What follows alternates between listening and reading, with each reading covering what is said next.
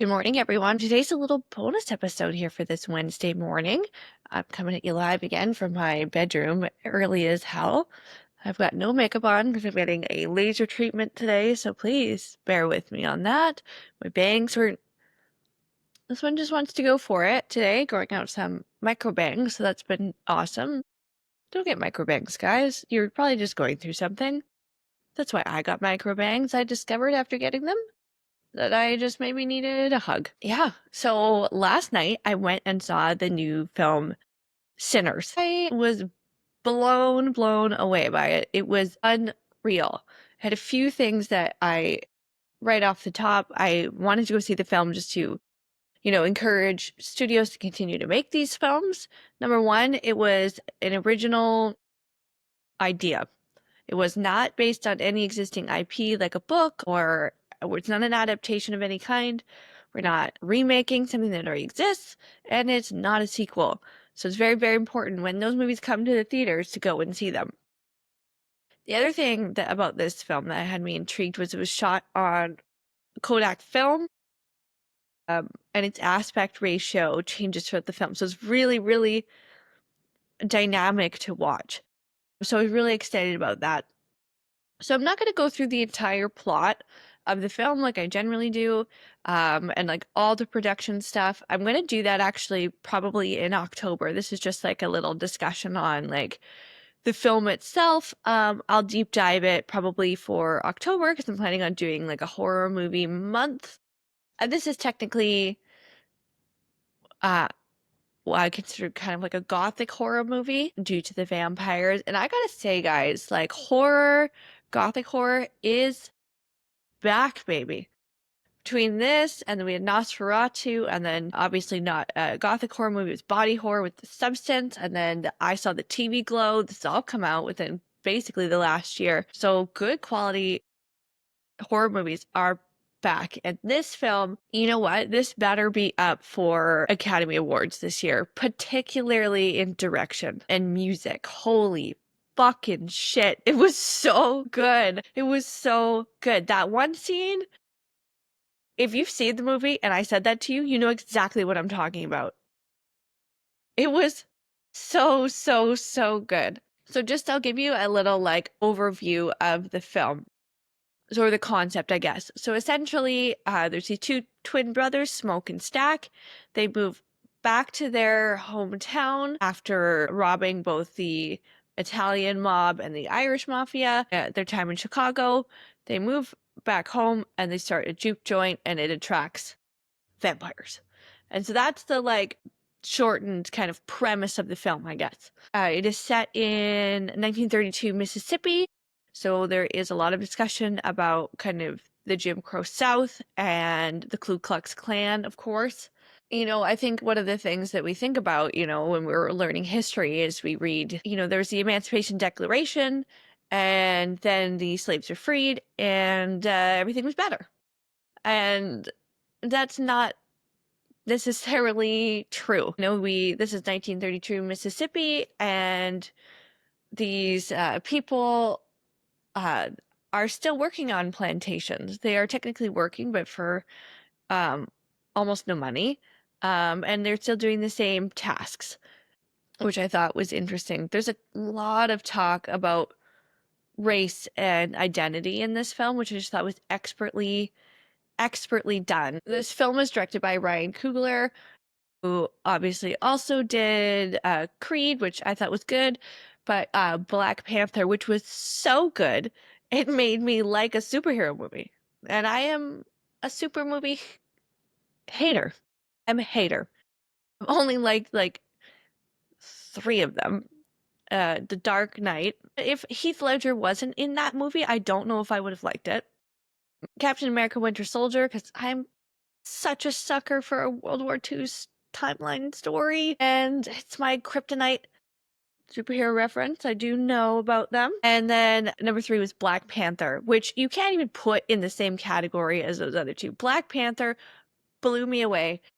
Not as much as Sinners did, though. Holy shit. This is exactly the kind of movies that I feel like cinephiles like myself go on and on and on and on and on and on about we need films like this. And Sinners is exactly what we needed. It's so good. I can't even overstate it, guys. Whatever you've read in reviews, whatever the hype is, it's better than that. It's so fucking good. Michael B. Jordan plays both roles as the identical twins, Smoke and Stack.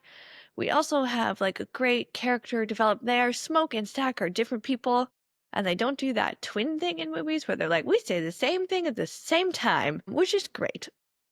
Let's see some like better twin depictions in films where they're very two separate people. There's a lot of discussion through this film about race and racial identity. There's a mixed race woman who is white passing, played by Haley Steinfeld, who is mixed race and white passing, because until I watched this film and then had to look it up later, her grandfather was half Filipino and half black. And yeah, I had no idea. So, I think she was a great actress to play this particular role. She is the former girlfriend of one of the brothers. The other interesting thing I thought they did with the film was, we often see vampires portrayed as Eastern Europeans in both books and film, famously Dracula, to sort of represent the fear of the East. And particularly, it's often sort of a representation of Jews coming into the West and the fear that brings to, quote unquote, very traditionally like white areas, whatever your definition of white is. But the Eastern European threat is essentially what vampirism in a lot of the films that we watch and books we read is about, particularly in their design with the dark hair and the nose and the pale skin. Like, it's all meant to kind of be Eastern Europeans and Jews. And on this film, the villain, the main villain, is a vampire, and he is Irish. And there's a couple of points in which I find that quite interesting. Number one is that this film is kind of also a love letter to music. The music in this film is incredible, and music in this film is magic, and it has this timeless quality to it. I don't know whether it's intentional or not. One of the characters is very much has like a fantasy element of the story behind Robert Johnson. Robert Johnson was a man who supposedly grew up loving music, but it was a terrible musician, disappeared for 18 months, came back, and when he did, he could play better than anybody had ever heard. He was amazing. He's also, I think, one of the first 27 Club members. He died at 27. So, essentially, as the story goes, he met a man at a crossroads, and it was the devil, and he traded his soul to the devil to be able to play guitar as well as he did. And then when he turned 27, he began to get recognition, and the devil took his soul and his body for good. So that's the story of Robert Johnson.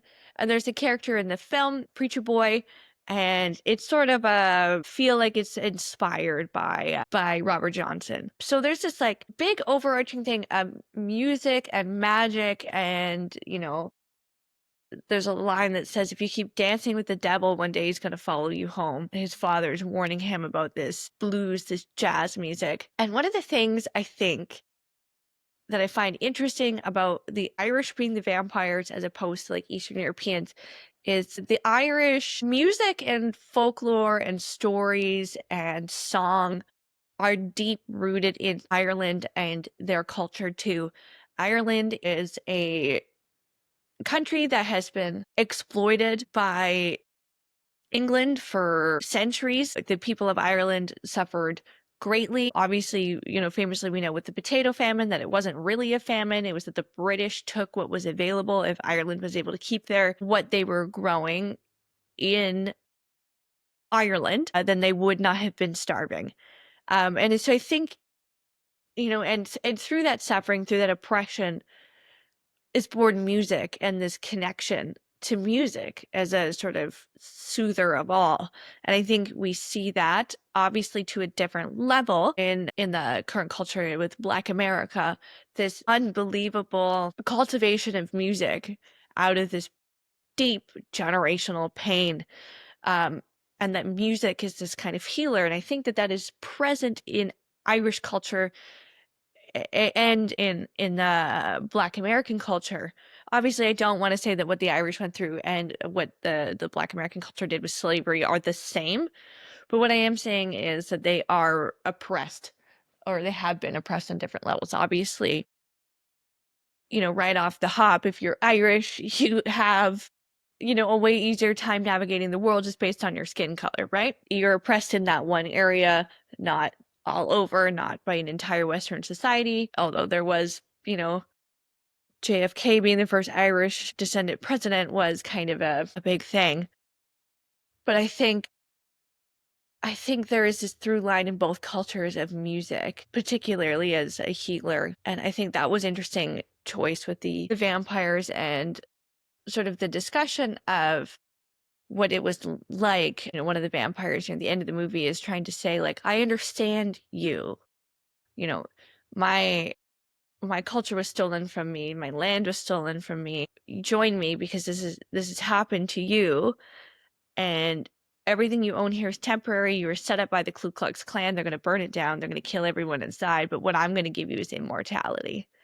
And so I just thought that was interesting to make the villain Irish and to sort of have this underlying connection that he then twists in order to get what he wants. Remick is the name of the villain. And so he is trying to start his own like family, his own culture. And he is trying to use the members of this community, which is an African American community, um, to build this quote unquote family. Um, but he is wanting these certain people for their gifts. And I think, that is just a great metaphor for what we see today with a lot of white culture.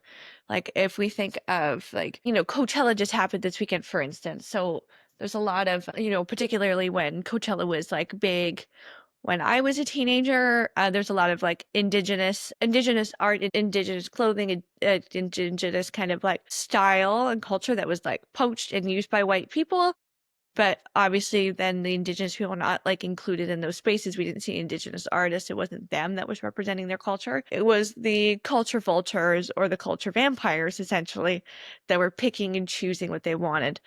We see that a lot. There's been a ton of conversation about the Kardashians and them cherry picking Black culture and then rebranding it and releasing it as their own stuff. Very much participating in this like culture vulture narrative, and they're only using it when it's convenient. But as conservatism crosses the way that it is, and they are obviously have close ties to the Trump administration, Kardashians no longer adopt a lot of the Black culture that they so egregiously stole for many years and have never like acknowledged that. So there's a lot of metaphor for cultural vampirism and representation of that. The other thing I think that is interesting that we don't discuss too often, or at least often enough, is what happens when somebody who's been oppressed for a long time suddenly gets power.